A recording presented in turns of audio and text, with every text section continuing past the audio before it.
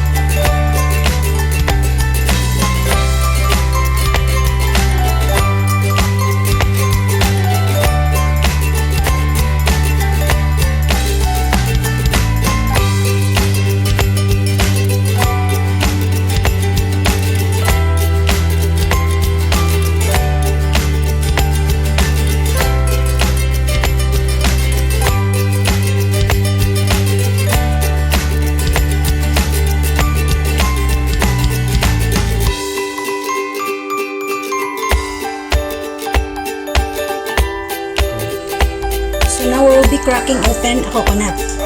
So there is a technique on how to crack the coconut. A coconut, this is the head part, and this is the bottom part of the coconut. There is a segment of 1, 2, 3. So there's a line.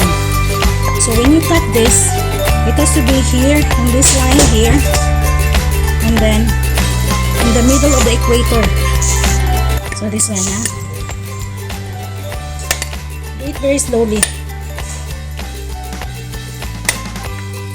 See?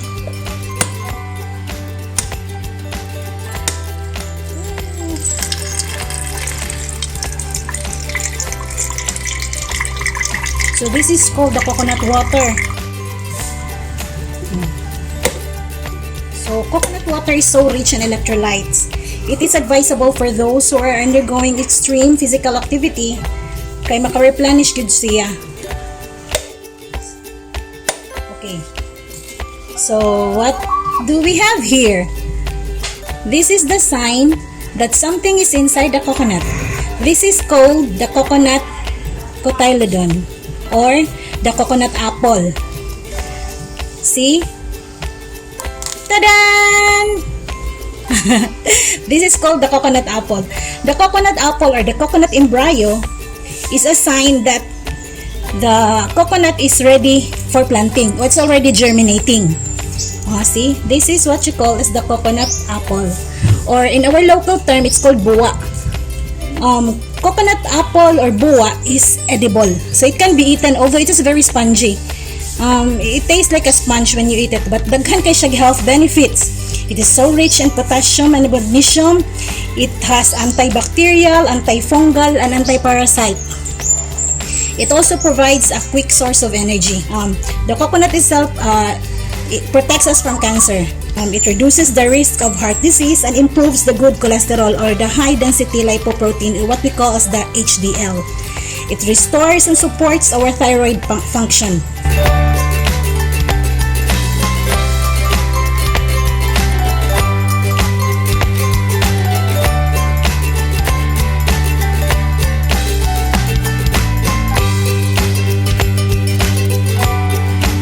Here now, preparing to make our Puto Balanghoy.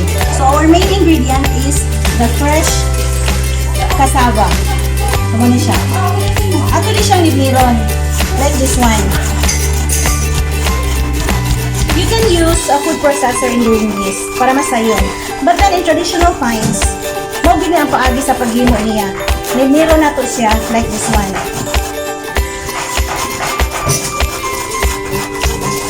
Oh, see? Freshly grated cassava.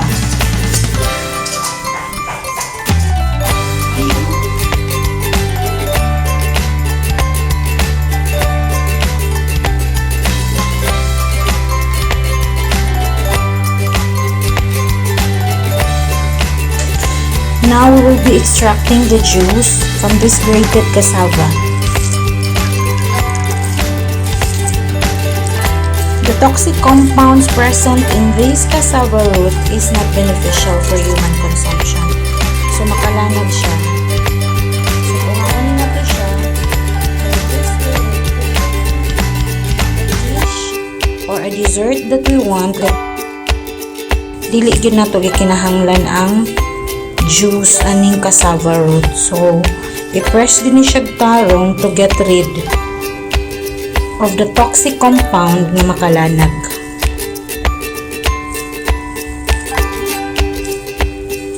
You can also use a cloth to extract the juice. So, like this one.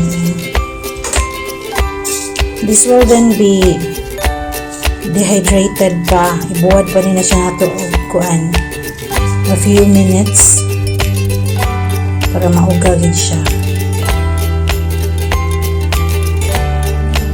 So muna niya nga ato ang cassava, grated cassava nga gipugan. So ato gid siyang pugan to get rid of the toxin. Kay naturally the cassava has toxic compounds in it. So pugan din na siya to be safe for human consumption. So muna ni siya, ato ni siyang ibuwad after this. And then sa gula na tog lubi, timplahan, and then eventually ato siyang steam.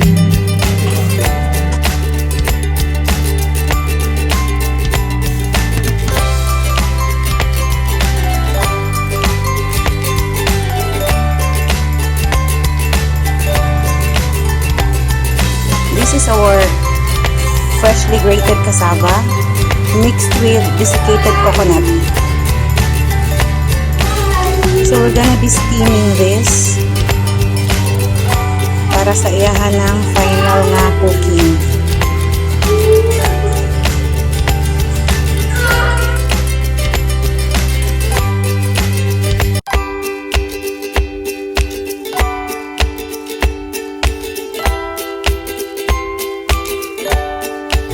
Sige, we will be steaming now our grated cassava.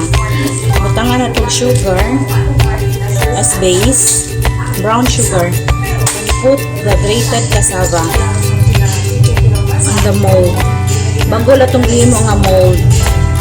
Pwede ito maghimog mold whatever na gusto ninyo. It could be a bowl or whatever. Pero this time, ganito na lang nato what is available. Kinagpakagod ng taglubi. So na may lubi nga available, so muna po itong himo na steamer mold din.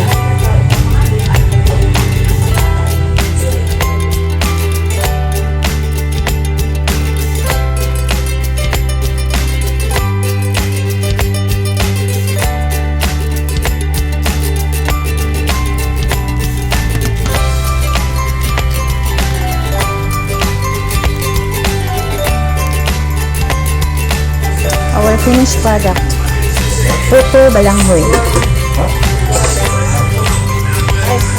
We were using bagol as our mold. See? Puto Balanghoy. Enjoy our Puto Balanghoy. You can cook it at home as an alternative snack which is so healthy, so full of key minerals and nutrients.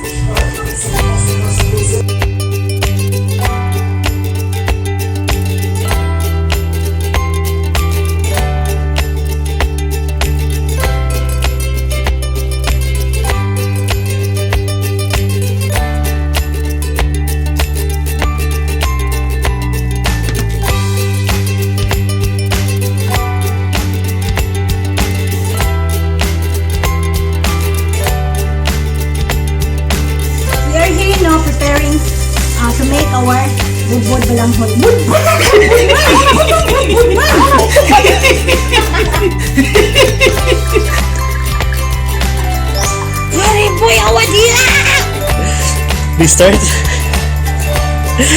Hurry! Restart na rin. Stop! So thank you everyone for watching. And if you like our demo, please subscribe to our channel and share it to your friends. We make our videos fun and informative for everyone. Let us hear your feedback. Just comment below. This is Home Chef Sweetie at your service. See you next time!